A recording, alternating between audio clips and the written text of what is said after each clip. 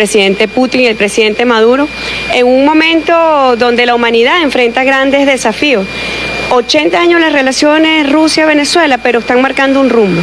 Y yo digo que este año inicia el rumbo hacia el siglo de nuestras relaciones. Un siglo de relaciones marcados por el respeto, marcados por la cooperación, marcados por el fin de los hegemonismos, que sea verdaderamente el florecimiento de un nuevo mundo. La vicepresidenta ejecutiva aprovechó el momento para enviar un mensaje y un saludo al pueblo ruso que este año conmemora 80 años contra el neofascismo y el fascismo. Son las lecciones históricas que cada uno desde su espacio da a Rusia y Venezuela el día de hoy. Rusia, nuevamente, en el combate simbólico histórico contra el fascismo, contra el neonazismo, como lo hizo hace 80 años. Es la misma batalla y nosotros decimos que desde Venezuela también es un espacio contra el fascismo, contra el neofascismo, contra las expresiones de odio, de intolerancia. No debe ese ser el rumbo de las relaciones internacionales.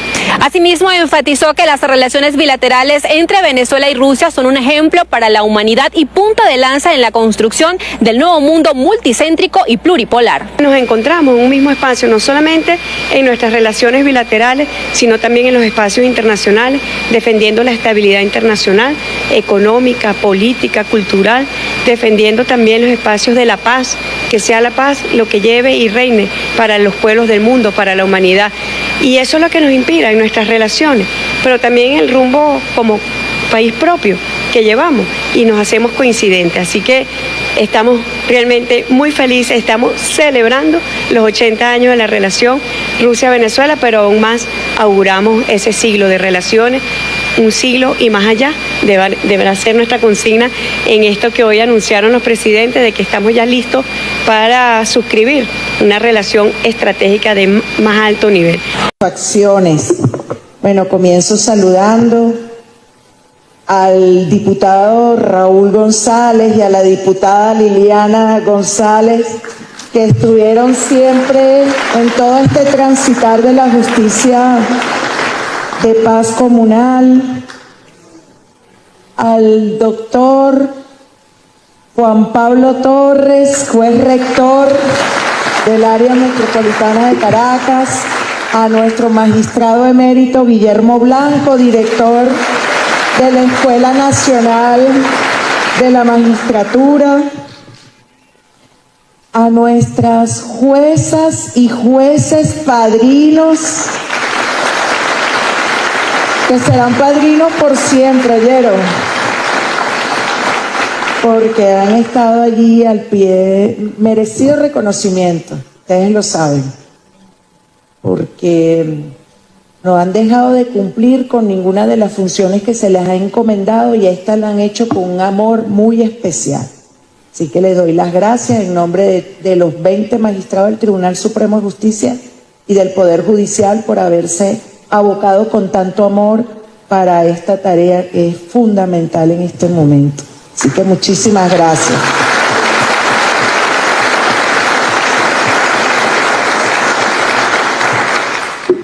También quiero agradecer y saludar a las autoridades de la Universidad de Hidrocarburos, sus vicerrectores, el rector, por estar presentes, por permitirnos estar haciendo uso de estos espacios tan hermosos. Y espero que sea solo el comienzo de una larga relación donde podamos intercambiar y podamos concretar muchas cosas que vayan en beneficio de todas y todos. Gracias nuevamente por estar aquí presente. También saludo dirigentes, trabajadores y trabajadoras sociales de calle que están en estos 3 municipios tan importantes, como es las personas que voy a mencionar a continuación: Gladys Serrano, Gladys Yadira Silva, Giorgetto Palián, Freddy Gutiérrez, Francis Herrera, Raiza Chacón. Gracias, porque sé que han estado apoyando para que pudiéramos tener este día de hoy. Fíjense, comenzamos el día sábado con las acreditaciones y las juramentaciones a nivel nacional. Ha sido una experiencia de reencuentro, una experiencia de reconocimiento a los más de 28.000 hombres y mujeres que fueron electas y electos el pasado 15 de diciembre del 2024 y que hoy culminan una primera fase de formación que les permiten obtener su acreditación, pero también el compromiso de seguir con la formación permanente. Es imposible cuando nos ponemos como desafío hacer nuestro trabajo con transparencia, con rectitud, con impecabilidad, que no esté acompañada de la formación constante. Eso es tanto para nuestros jueces y juezas de paz comunal, para los jueces y juezas ordinarios, magistrados, una herramienta clave para poder tener un eficiente desenvolvimiento. No podemos dejar de hacerlo y vemos lo enriquecedora que ha sido, porque cuando hemos hablado con las juezas y jueces en todo el país, veían, doctor Guillermo, y sé que lo estuvo usted monitoreando a nivel nacional, cómo asumieron con mucha responsabilidad la formación semana tras semana. Pero eso no puede parar, solo concluimos una primera fase. Es una jurisdicción vibrante que tiene la posibilidad que cada día nos enriquezcamos más, que podamos crecer, que podamos aportar, porque es la gente la que con su experiencia, con sus inquietudes nos va a permitir que podamos ir construyendo un camino que segura estoy que nos va a llevar a consagrar la justicia y la paz en el territorio. En todo este camino, lo decía hace un momento en una de las intervenciones, que fue el pasado 31 de enero del 2024, o sea que es un poco más de hace un año, fue el presidente Nicolás Maduro a la apertura del año judicial en el Tribunal Supremo de Justicia. Y nos hizo un llamado, una invitación, una reflexión, y nos dijo: el Poder Judicial, el Tribunal Supremo de Justicia, no puede seguir en sus oficinas. Claro que hay que hacerlo, hay que sentenciar, tenemos que decidir, pero tenemos que salir a la calle, al encuentro con la gente. Y así lo hicimos, nos desplegamos en un reencuentro permanente, incesante, en cada rincón del país. Estratégicas y la causa del comandante continúa ahora usted, señor presidente, luchando por la soberanía de su país, de su línea inquebrantable de cooperación estrecha con Rusia, que tradicionalmente se basa en relaciones de amistad, confianza y consideración mutua de los intereses.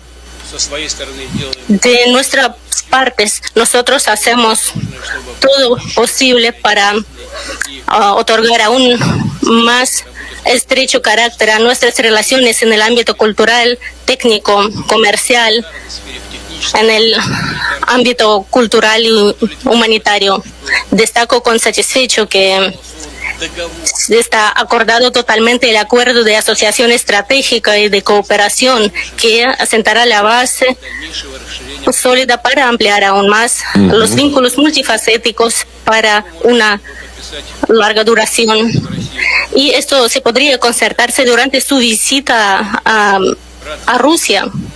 Me alegraría verlo también en Rusia en las celebraciones de las fechas de 9 de mayo de 80 años de la victoria en la Gran Guerra Patria. Recordamos que en periodo difícil de la lucha contra el fascismo, Venezuela se puso de nuestro lado y ayudó con lubricantes y con gasolina que a través de el Lend-Lease fueron enviados a nuestro país, garantizando el trabajo de la aviación y otro equipo militar. Hoy juntos abogamos contra todas las manifestaciones de neonazismo y colonialismo. Valoramos que Venezuela se mantiene a Rusia y la posición de Rusia en diferentes plataformas internacionales. Rusia y Venezuela tienen unas posiciones afines en diferentes ámbitos de la agenda internacional. Juntos aspiramos un mundo más justo, un orden mundial más justo y proponemos los principios de soberanía de los estados, de cooperación sin injerencia externa en los asuntos internos. Cada vez más se nota la incapacidad del régimen de generar ningún tipo de presión externa. Tan así que Diosdado Cabello ha anunciado la creación de estos curules del Esequibo, que van a acudir a la Corte Internacional de Justicia. Que acudan, nosotros acudimos a la soberanía popular y la soberanía popular en Venezuela se respeta y no nos va a imponer nadie ninguna receta. Nadie nos va a venir a decir en Venezuela lo que se puede hacer o lo que no se puede hacer. Absolutamente nadie. El día 25 de mayo va a haber elecciones y va a haber elecciones en nuestra Guayana, Esequiba, y va a haber elecciones de gobernador y va a haber elecciones de diputados y va a haber elecciones de legisladores del Estado. Ellos verán qué hacen con eso. Nosotros seguiremos avanzando, pues eso es territorio nuestro. Todo lo que esté del lado oeste del río Esequibo le pertenece a Venezuela. Y más atrás salió Guyana diciendo que ni se atrevan. Vamos a ver cómo va a responder la dictadura chavista a esa alzada de voz que dio Guyana. Al único que le conviene un escenario de confrontación con Guyana, a pesar de estar en desventaja militar, es a Nicolás Maduro. ¿En qué le conviene a Nicolás Maduro estar en un proceso bélico, en una disputa bélica con Guyana? Tratar de invocar al nacionalismo, tratar de congregar a los venezolanos a su alrededor para defender la soberanía del país, aquella que entregó Hugo Chávez y más atrás Nicolás Maduro a Guyana a cambio de unos votos en la OEA, por ejemplo. Tratar de congregar a la gente en esa discusión, la misma discusión que se da en las redes sociales con el tema de las sanciones. Tú ves a la gente peleando, las sanciones son buenas, las sanciones son malas, yo sí tengo razón, tú tienes razón. Mientras tanto, Nicolás Maduro riéndose de que ustedes están perdiendo el tiempo peleando por algo en lo cual ustedes no tienen ningún tipo de injerencia. Lo único que beneficia ese cuento bélico de entrar en una batalla contra Guyana es a Nicolás Maduro, porque van a tener a todas las personas en la conversación pública, no hablando del salario, no hablando de la electricidad, no hablando de los hospitales, no hablando de las escuelas, no hablando de las cosas importantes, sino peleando. Yo sí estoy de acuerdo, yo estoy en contra, yo estoy de acuerdo, viva Venezuela, ahorita estoy con Maduro, ahorita no estoy con Maduro. Van a estar en eso, en la distracción de la conversación y de lo importante que es la victoria del 28 de julio, la defensa de las actas y la defensa del voto, y que en Venezuela estamos en un proceso de recobrar la democracia. Dear friends, thank you for the opportunity to address you today. I am Edmundo González Urrutia, President-elect of Venezuela. I want to highlight a simple yet powerful idea. When it comes to global energy production, Venezuela represents the greatest untapped opportunity in the world. Our nation possesses an unparalleled potential rooted in our abundant natural resources, low-cost production, and our long-standing tradition of oil production. With the right policies, Venezuela's energy sector can achieve rapid and sustained growth. Our government plan, Venezuela Land of Grace, is designed to achieve this. We have assembled a team of world-class experts with extensive experience both in Venezuela and abroad, and our vision is clear and achievable. We will transform Venezuela into the energy hub of the Americas. The leader of this team and the person I will appoint as Vice President of Venezuela is María Corina Machado. She will now provide the details of our energy policy. Thank you. Ladies and gentlemen, esteemed attendees of CERAWeek 2025, I send my warmest greetings from Venezuela. I extend my sincere gratitude to Daniel Yergin and S&P Global for this incredible opportunity. Next year, the Venezuelan Minister of Energy, representing our new government, will stand before you in person to present the vision I will outline today. In last year's presidential election, the people of Venezuela made their voices heard.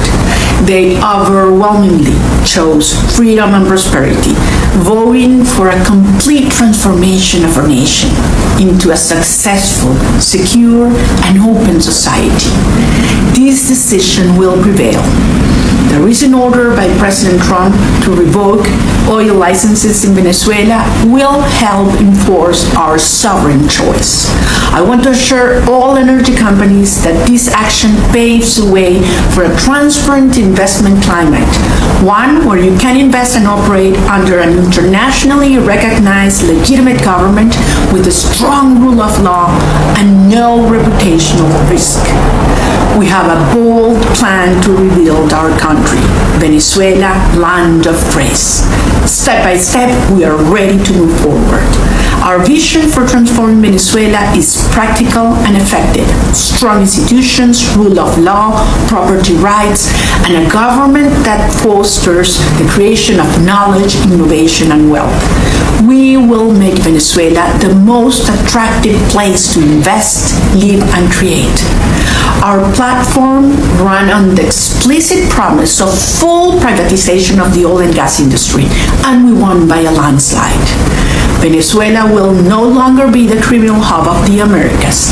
It will become the energy hub of the Americas. We will do this with the following strategy. 1. Clear roles. Venezuela's oil and gas industry will be fully driven by the private sector, while our government will focus solely on being an efficient and transparent regulator. That's it. 2. The game plan. We are opening all of Venezuela's oil and gas fields for full private operation, offering a range of contractual frameworks that guarantee property rights. Lawful minority shareholders of current state-owned companies will be respected, and the Venezuelan state's majority stake in these firms will be open for private bidding. This process will be orderly, transparent, and rule-based, welcoming participation from all. We want the small and medium-sized enterprises as well as the major oil international companies all investing and producing in Venezuela. The size of Venezuela's hydrocarbon resources is unimaginably vast, and only we can unlock them. Together, we will rebuild our entire hydrocarbon industry, upstream, midstream, and refining, launching one of the most ambitious and profitable energy projects in the Western Hemispheres for decades to come. 3. Investment protection. We will embed the highest standards of international investment protection into our legal and contractual frameworks to ensure a stable and secure environment for investors, while others simply offer arbitration as a fallback if agreements are violated. Our commitment is to create conditions where violations never arise in the first place. Venezuela is making a clear long-term commitment to this path. We have the political mandate to make these changes, and we will continue building on them in the years ahead. To further guarantee investor confidence, we will also offer international arbitration for dispute resolution. And additionally, we will work alongside the IMF and World Bank to implement our robust and enforceable investment protection and risk mitigation programs that will provide long-term security. 4. The incentives. Venezuela will establish a highly competitive fiscal framework for oil and gas operators, one designed to attract substantial investment at an accelerated pace. Why? Because we want to monetize our reserves, not leave them underground. We will invest massively in infrastructure, public goods, and education to unleash productivity and create a thriving, efficient economy.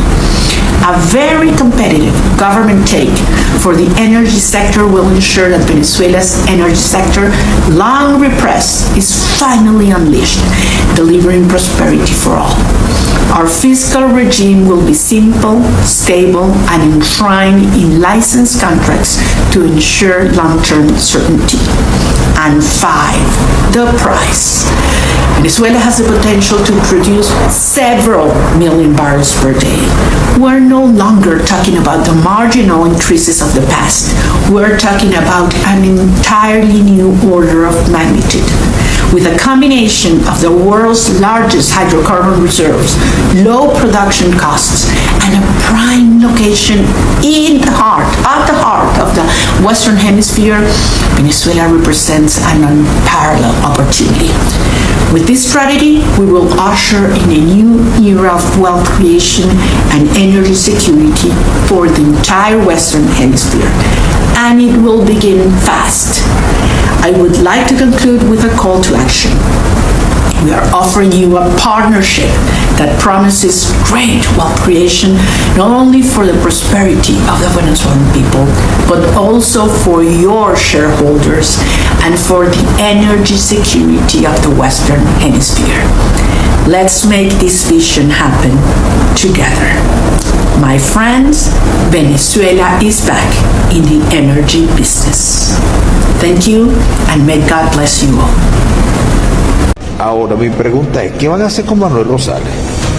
Nosotros, desde ya en esta campaña que hemos iniciado en el Zulia, vamos a solicitarle operación Tuntún a Manuel Rosales, a legisladores, alcaldes de la plataforma unitaria de UNT, porque definitivamente se han cogido y han desaparecido hasta el último bolívar que se le han asignado para gobernar a favor de los zulianos y las zulianas, y no han hecho absolutamente nada.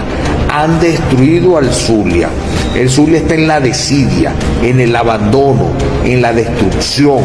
Es momento de hacer los esfuerzos para desenmascarar a aquellos que se han aprovechado del pueblo zuliano. El Foro Penal Venezolano revela que hasta el 10 de marzo contabilizan 1.014 presos políticos en Venezuela. Entre estos, 64 personas se encuentran en desaparición forzosa. Pero claro, ellos dirán que esto es culpa de la oposición, el imperio, la ExxonMobil o Guyana, lo que les sirva al régimen para justificar su narrativa. Una que no se sostiene, ya que hoy se cumplen 10 años de la muerte de Rodolfo González bajo la custodia del Estado, el primero de una larga lista de presos políticos que han perdido la vida durante la permanencia en el poder de Nicolás Maduro. La líder de las fuerzas democráticas, María Corina Machado, insiste en que no es momento para titubeos. Aseguró durante una entrevista con Norbey Marín que las posiciones tibias no se pueden permitir ante la crisis que vivimos. Mientras todo esto pasa, estamos luchando contra un dictador que trata de ofrecer una imagen de apertura internacional ante la salida de Chevron y su pelea con la ExxonMobil. Se la pasa declarando que Venezuela y que está lista para recibir inversiones en petróleo, gas, petroquímica y refinación. Puras mentiras. El mundo sabe que no tiene la capacidad o la legalidad para eso, y es que la disociación de la realidad es tal que Diosdado Cabello anunció que para el nuevo fraude electoral en mayo se van a crear curules dentro de la Asamblea Nacional para que la gente elija diputados por el Esequibo. ¿Dónde se vota por el Esequibo? En Guyana. ¿Dónde van a instalar las mesas? ¿O acaso los candidatos necesitan pasaporte para ir a Guyana a pedir el voto de la gente? Una locura como la situación que están atravesando venezolanos en Ecuador, ya que el presidente Daniel Noboa derogó la amnistía migratoria para los venezolanos. Pareciera que cada día que pasa nos quedamos sin países a los cuales poder huir. ¿Será que nos toca recuperar el nuestro para no tener que seguir vagando por donde no nos quieren? Al mismo tiempo, la justicia pareciera estar llegando, porque en Argentina, la Cámara Federal de Buenos Aires rechazó la anulación de la orden de captura internacional contra el ex comandante de la Guardia Nacional Bolivariana, Justo José Noguera Pietri. Esta orden se enmarca en una causa por crímenes de lesa humanidad en nuestro país. No podemos detenernos. Es por eso que la ONG Redes Ayuda lanzó una iniciativa esencial para la libertad de expresión y la seguridad de quienes hacemos vida informativa. La plataforma Seguridad Sin Frontera, diseñada diseñada para dar herramientas de autoprotección y resiliencia a los comunicadores sociales. Un país que sigue sumando presos políticos y cuyos ciudadanos enfrentan escenarios más retadores en el extranjero. Al mismo tiempo, con esfuerzos de la sociedad civil para proteger la verdad y la libertad de expresión. Y aquí, como siempre, comprometidos a contarles y a exigir que se respeten los derechos humanos y la democracia. No te estreses, que soy yo el que te trae la información, y recuerda, no dejes que otro te cuente las noticias y di, lo observé.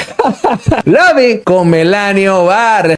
En primer lugar, quiero ponerle la firma para que sea publicada en la Gaceta Oficial de mañana, viernes 14 de marzo, la ley del acuerdo marco agrícola entre el ALBA, los países de Petrocaribe, con lo cual se le da el marco jurídico nacional e internacional a el proyecto Patria Grande del Sur, porque puedo decir, el proyecto Patria Grande del Sur en la práctica va a ser el primer proyecto de ALBA agrícola que fue aprobado en la cumbre de diciembre para conmemorar 20 años para que se ha publicado Vientos sin Tierra de Brasil, 180.000 hectáreas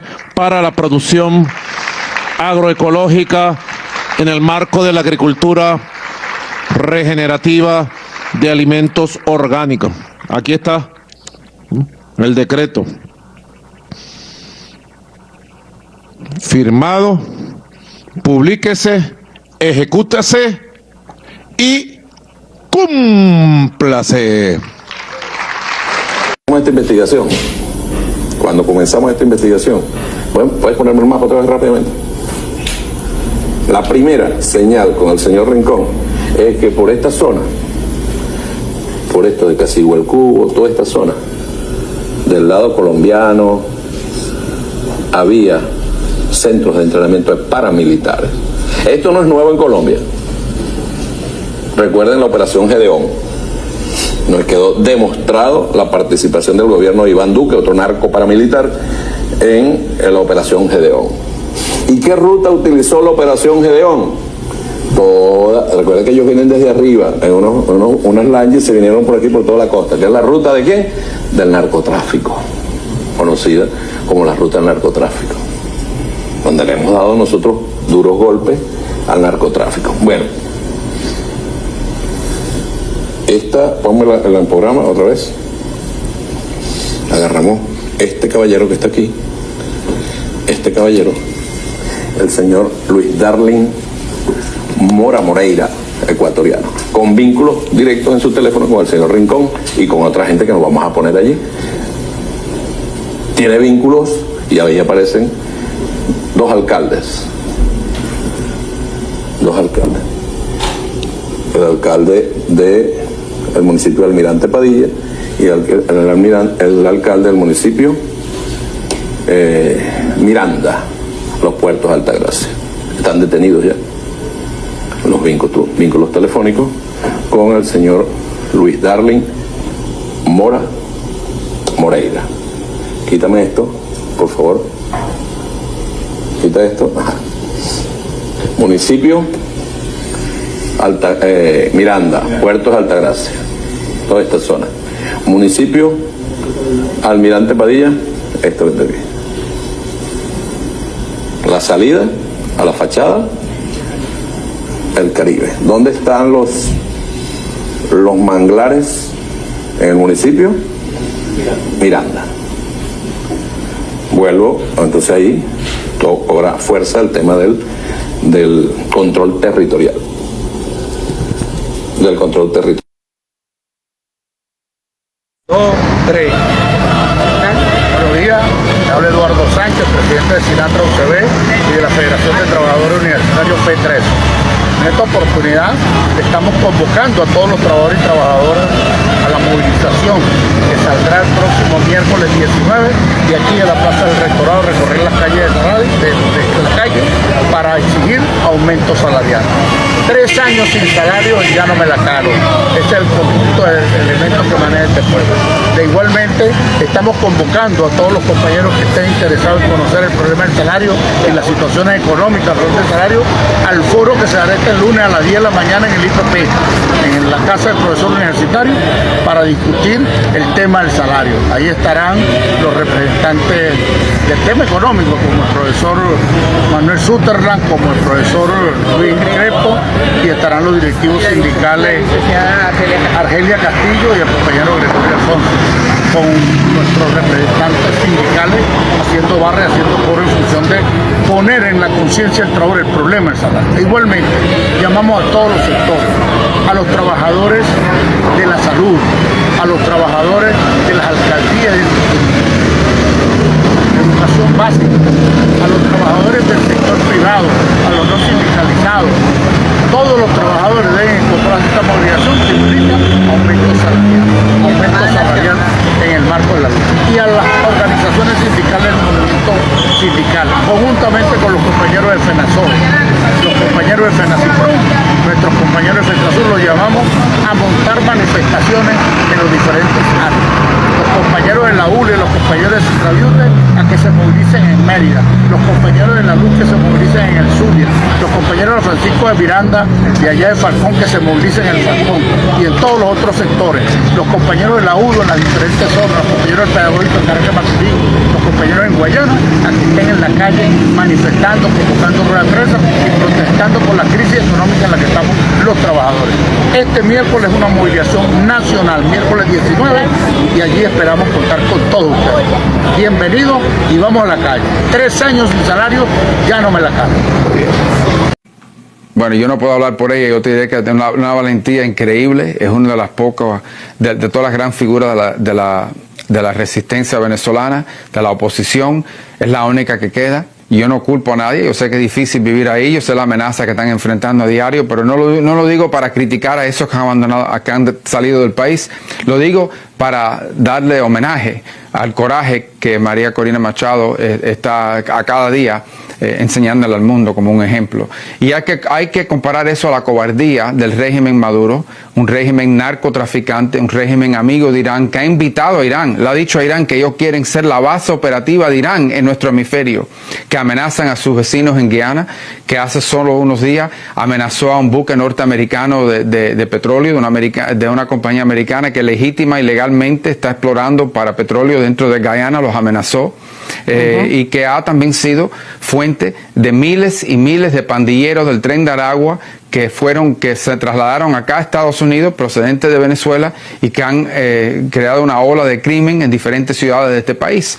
Ese régimen tiene una obligación de aceptar a sus ciudadanos que están ilegalmente en este país. Específicamente le hemos pedido que acepten de retorno a todos estos pandilleros, miles de ellos del Tren de Aragua que tenemos en nuestra custodia, y no lo han hecho. Aceptaron 2 vuelos, menos de 200 pandilleros, y ahora se rehusan a hacer más. Eso es inaceptable y por eso hay consecuencias. Por eso el presidente ha cancelado una concesión que le dio Joe Biden estúpidamente, que le ha dado miles de millones de dólares de ingreso a ese régimen. Y tenemos otras opciones para seguir castigando a ese régimen si no cooperan, no solamente con el tema migratorio, sino si no cooperan con su propio pueblo y no cooperan también y siguen invitando a que Irán cree una base operativa dentro de Venezuela, lo cual no va a pasar. Eso es inaceptable. Eso jamás Donald Trump, el presidente Trump, va a aceptar que Irán tenga una base operativa en nuestro hemisferio, en Venezuela o en cualquier lugar.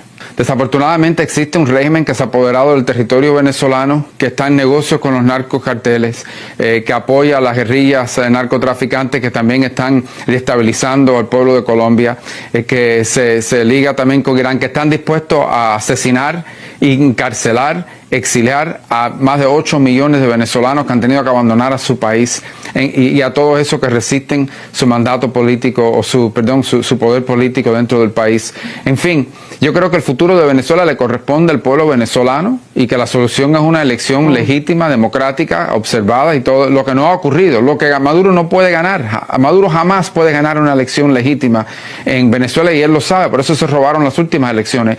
Lo que nosotros no podemos hacer es premiarlo. Lo Lo que nosotros no podemos hacer es concesiones como lo que hizo Joe Biden, de entregarle miles de millones de dólares como un regalo a cambio de un fraude, a cambio de una mentira. Y después que concluyeron esas elecciones falsas, no quitarle no poner las sanciones como Donald Trump ha acabado de hacer. Te cuento 3 factos sobre el Esequibo. Número 1, al chavismo no le importa el Esequibo. En el año 2004, Chávez acordó con el gobierno de Guayana no seguir en las reclamaciones por nuestro territorio a cambio de los votos de todas esas islitas del Caribe para que le hicieran el coro en organismos como la OEA. Número 2, al chavismo solo le importa el dinero. Volvieron a mostrar interés por nuestro territorio cuando en el año 2015 la ExxonMobil anunció que habían encontrado yacimientos petroleros ahí y que ya se extraen más de 600.000 barriles de petróleo todos los días. Dinero que no le llega a los venezolanos por culpa del chavismo que entregó ese territorio, pero que ahora sí les interesa como les interesa la plata de Chevron para quedársela para sus bolsillos. Y número 3, el chavismo entregó el Esequibo porque no le importan los venezolanos y mucho menos nuestro territorio. ¿Alguien se acuerda del referéndum consultivo del Esequibo? El show ese que montaron donde dijeron que habían votado 10 millones de personas cuando no había ni un alma en ningún centro de votación del país, solo para intentar tapar el éxito de las primarias. Pues ahora están montando la segunda parte del show diciendo que van a elegir gobernador y 8 diputados en el Esequibo para intentar tapar el resultado del 28 de julio. Pero ningún venezolano se deja engañar porque todos estamos claros que el chavismo es mentira, persecución y corrupción. ¡Chao! Mientras Maduro solo ofrece miseria y migajas, Edmundo González Urrutia y María Corina Machado dialogan con los grandes jugadores de la escena energética mundial. My friends, Venezuela is back in the energy business. María Corina y Edmundo presentaron en CERAWeek, la conferencia más importante de la industria energética, una propuesta que cambiará las reglas del juego en Venezuela.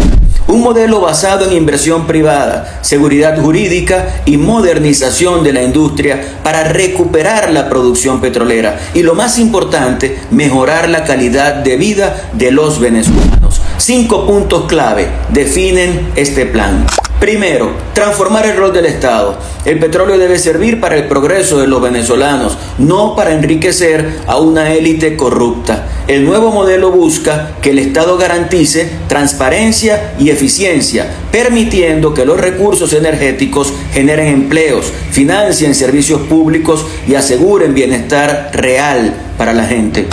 Segundo, atraer inversión privada para reactivar la industria. Hoy, el sueldo de un trabajador petrolero no alcanza para alimentar a su familia. Con inversión nacional e internacional se podrán modernizar refinerías, recuperar pozos cerrados y expandir la producción. Esto significará más empleo estable, mejores salarios y condiciones laborales dignas. Además, permitirá garantizar el suministro de gasolina a precios accesibles.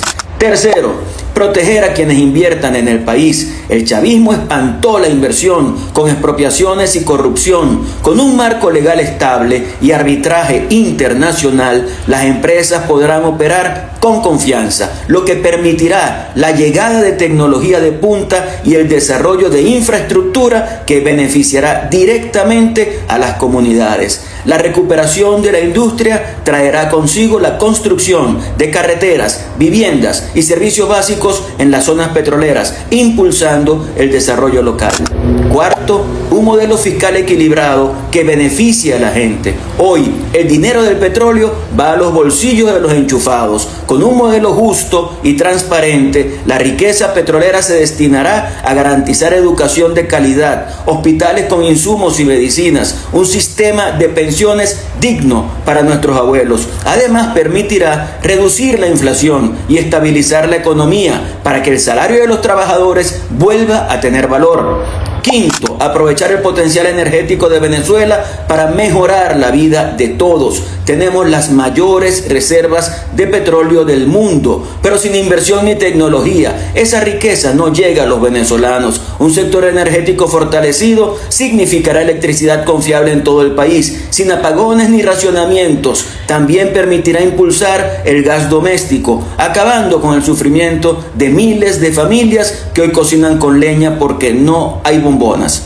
Con reglas claras, inversión y voluntad política, nuestro país va a liderar la transformación energética de la región y mejorar la calidad de vida de su gente. Ir a esta conferencia no solo ayuda a la reconstrucción de Venezuela en el futuro, nos ayuda en la salida de Maduro. Hablar con los actores más importantes del mundo energético global aísla a Maduro, contrarresta su campaña de lobby y nos ayuda a crear una coalición con la fuerza necesaria para desplazar al dictador. Ese es el país posible. Con la fuerza del pueblo y en coordinación con la comunidad internacional, sacaremos a Maduro de Miraflores y Edmundo González Urrutia tomará el poder como establece el mandato expresado el 28 de julio. Juntos lograremos la gran transformación de nuestra patria. ¡Que viva Venezuela libre! Gracias por atendernos. Buen día, César, un gusto escucharte. Eugenio, el señor Diosdado Cabello ha dejado más que evidente la situación del señor Elvis Amoroso, en sentido de que está allí como elemento decorativo porque no decide nada, porque es él el que ha hecho el anuncio de que en mayo se van a escoger 8 diputados por el Esequibo, incrementando la Asamblea Nacional a 285 diputados. Pero tú has hecho una observación muy interesante, y es que los diputados obedecen a una base poblacional, y en el Esequibo no hay venezolanos. Por favor, explícanos cuál es el problema que ocurre aquí con este anuncio de Cabello, Eugenio. Bueno, primero recordar que las elecciones anunciadas para mayo incumplen la mayoría de los elementos políticos y técnicos que habría que considerar para unas elecciones competitivas, libres y justas. Esto es lo primero. Lo segundo, también decir que ya en el año 2020, para la última elección de la Asamblea Nacional, el CNE, con el aval del Tribunal Supremo de Justicia, incrementó artificialmente la cantidad de diputados que integran a la Asamblea Nacional, llevando de 167 a 278 la cantidad de diputados que integran el poder legislativo. A ese incremento irregular, inconstitucional que se hizo en el año 2020, se une ahora el anuncio de Diosdado Cabello de la elección de diputados por el Esequibo. Primero, el Consejo Nacional Electoral nunca abrió un proceso de registro electoral en el Esequibo. En esencia, en la teoría y en la práctica, no hay electores venezolanos en el Esequibo. Claro. No se sabe, en todo caso, quiénes van a votar por esos diputados, no se sabe cómo van a escogerse, y lo que es aún más grave, no se sabe, por ejemplo, porque también se va a escoger un gobernador, o en teoría se va a escoger un gobernador para el Esequibo, cuáles van a ser las funciones prácticas de unos cargos de territorio sobre los que Venezuela no tiene control. Esto suena a chapuza, suena a algo sin ningún rigor ni seriedad. ¿Qué puede ocurrir realmente con todo esto? ¿O es que el señor Cabello hace lo que le da la gana en Venezuela? Bueno, creo que lamentablemente las elecciones previstas para mayo carecen de cualquier tipo de rigor. En este momento que se está hablando de las condiciones de las elecciones de mayo, creo que es bueno recordar que la única forma de empezar a restablecer al menos las condiciones que se tuvieron en la elección presidencial del año 2024, que de por sí ya eran malas, pero al menos restablecer esas condiciones implicaría la designación de un nuevo Consejo Nacional Electoral. Es evidente que los actuales rectores principales y suplentes que integran el Consejo Nacional Electoral no pueden garantizar la realización de eventos electorales donde los venezolanos confíen en el desempeño de los rectores, y además confíen en los resultados que se han anunciado por ese CNE. Los diputados y el gobernador del territorio del estado Esequibo, no sé si se llama Esequibo o Guyana Esequiba, viven en el Esequibo. Pero pregunto, ¿los que viven en el Esequibo no son guyaneses? Bueno, no sabemos quién va a votar por esos cargos. Es decir, uno supone, cuando se escogen diputados por el Estado Miranda para la Asamblea Nacional, los electores que escogen a los diputados que representan al Estado Miranda viven en el Estado Miranda o al menos están inscritos para votar en el Estado Miranda.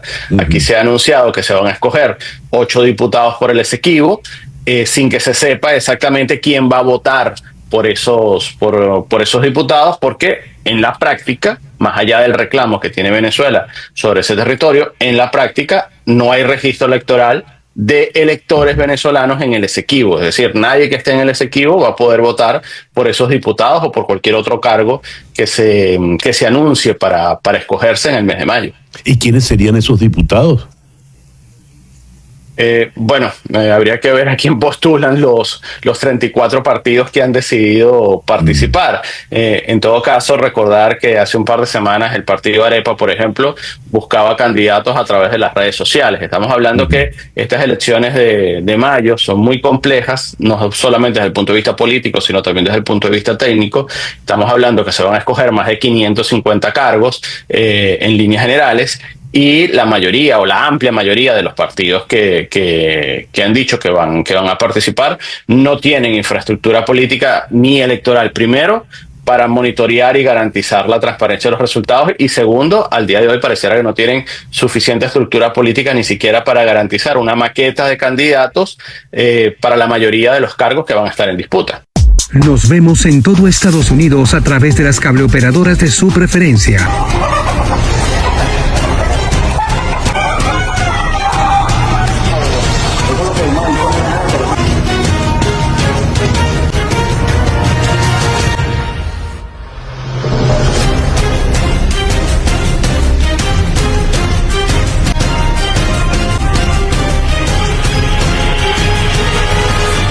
Policía Nacional de Colombia. En marzo se cumplirán 3 años desde la última vez que el dictador Nicolás Maduro ajustó el salario mínimo de los venezolanos cuando lo llevó de 130 bolívares o su equivalente en ese momento a $30 mensuales. Hoy ese ingreso es apenas de $2 debido a la devaluación monetaria y los altos índices inflacionarios generados por la errática política económica del régimen de Maduro. 3 años en los que el salario mínimo contemplado en la Constitución prácticamente ha desaparecido del vocablo de los venezolanos, porque son apenas $2 mensuales que reciben los trabajadores de la administración pública, una situación que ha generado una alta migración de profesionales. Hoy, al igual que los médicos, las enfermeras, los bienalistas, vemos que hay un diezmo. Por ejemplo, en el Distrito Capital hay aproximadamente 2.000 enfermeras laborando en los hospitales públicos, cuando nada más el Hospital Universitario de Caracas necesita 1.500 enfermeras, cuando nada más el Miguel Pérez Carreño necesita 1.500 enfermeras. Maternidad Concepción Palacio, donde nacen los niños, solamente necesitamos 1.200 enfermeras y hoy hay 200 enfermeras en este hecho. El régimen de Nicolás Maduro estableció una política de bonificación del salario que no tiene incidencia en las prestaciones sociales, con ingresos que pudieran llegar a superar los $130 mensuales, que aún así no cubre ni el 10% de la canasta alimentaria, violando el artículo 91 de la Constitución. Los salarios van entre el que comienza su carrera full time al que la termina de $5 el primer nivel a $8 mensual. Si usted tiene una prima doctoral, que es el 50% de su salario, no se calcula con base a los $90 del bono de guerra, se calcula con base a estos $8. Por eso creemos el tema del salario, eso destruye la vida académica de la universidad y es importante. Recientemente, desde diversas instancias patronales como Fede Cámaras, han afirmado que las sanciones pudieran hacer que Venezuela entre en recesión económica, afectando a los trabajadores, una tesis rechazada por los mismos, que sostienen que el casi inexistente salario mínimo responde a una política del régimen. Si ya no es suficiente el ingreso, entonces iríamos a la pobreza extrema. O sea, los trabajadores simplemente irían a la pobreza extrema porque aquí nadie puede decir, ni siquiera los trabajadores de la empresa privada, que su poder adquisitivo es el que diariamente vemos en la economía venezolana. Pues hay un deterioro del ingreso, un deterioro inmenso del salario. Desde Caracas, para EBTV Noticias, Joan Álvarez. El mes pasado oficialmente designamos a la MS-13 al Tren de Aragua, la pandilla venezolana, quizá la peor del mundo, y a los cárteles mexicanos como organizaciones terroristas. Es muy importante, nadie había querido tocar este punto. Y por cierto, atrapamos a cientos de estos pandilleros de Venezuela. Mañana van a leer mucho sobre lo que hemos hecho con ellos. Se van a sentir impresionados y se van a sentir más seguros porque son malhechores terribles. En Colorado tomaron algunos sectores. En cierto modo, ellos se dedicaron al negocio de bienes raíces, pero sin financiamiento, sino simplemente tomándose los edificios. Un hombre llamó a la policía y le cortaron un dedo. Le dijeron, si vuelve a llamar, le cortamos otro dedo o lo matamos. Estos son malhechores tan terribles. En algunos casos no queremos deportarlos, sino ponerlos en la cárcel para que no regresen. Regalar y privatizar. Nicolás Maduro entrega tierras a Brasil y María Corina Machado promete cambiar las reglas del juego energético de la mano del sector privado internacional. Fuera caretas, un nuevo tiempo se deslinda de llamados de líderes opositores. Presos y negocios. El doble pulso en la frontera colombo-venezolana. Les contamos. Amigos, estos fueron los titulares más destacados de la emisión matutina de Noticias Impacto Venezuela de hoy viernes 14 de marzo del año 2025. Les saluda Mildred Manrique. Con todo esto y mucho más, los esperamos en nuestro canal de YouTube. El contenido completo ya está disponible, no se lo pierdan. Minutos después regresó, se sentó y vi salir de la oficina a la entonces fiscal Quinta. Una mujer alta, muy blanca, elegante, de rostro sereno, aunque mirada un poco nerviosa y de hablar suave. Era Luisa Marbelia Ortega Díaz, la que después fue fiscal general de la República. Ella se paró detrás de la secretaria mirándome y preguntó, palabras más, palabras menos, diga usted de dónde obtuvo la información que fue publicada. Supe que era una pregunta capciosa, comprometedora, porque la intención de la fiscalía era argumentar que tuve acceso y publiqué documentos oficiales. Le respondí inmediatamente que como licenciada en comunicación social, adscrita al Colegio Nacional de Periodistas, según número 6530, me apego a la ley del periodismo, donde se establece que los periodistas tenemos derecho a la protección de la fuente informativa, por lo que no podía revelar de dónde obtuve los documentos ni quién me los entregó. Luisa Ortega apenas murmuró que no era eso lo que me estaba preguntando, pero eso fue lo que yo contesté a su pregunta. Concluí. La secretaria le pregunta algo que no alcancé a oír, pero que creo que fue si no había más preguntas. Me hace la pregunta final, lo que siempre dicen en todas las declaraciones. Diga usted si tiene algo más que agregar. La doctora Luisa Ortega se disponía a marcharse, pero se detuvo cuando respondí, sí, quiero agregar algo más.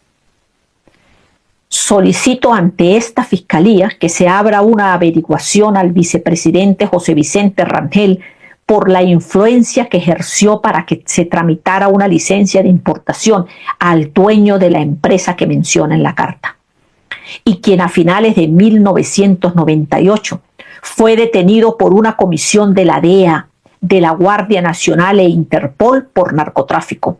Y quiero dejar constancia que estoy anexando los documentos del caso. Pido entonces que José Vicente Rangel sea investigado por las relaciones con el narcotráfico. Luisa Ortega permaneció sin expresión alguna. La secretaria se volvió a mirarla y ella apenas asintió. Cuando salí de ahí, estaba convencida que ese caso moriría ahí. Somos el periódico multiplataforma El Relámpago del Sur. Conoce las noticias más resaltantes del sur del lago, Venezuela y el mundo, realizada por profesionales de la comunicación social. Síguenos en Facebook, TikTok e Instagram como @El Relámpago del Sur. Y en YouTube y X como @ChanoLozanoTV. También te puedes unir a nuestros canales de noticias en WhatsApp y Telegram.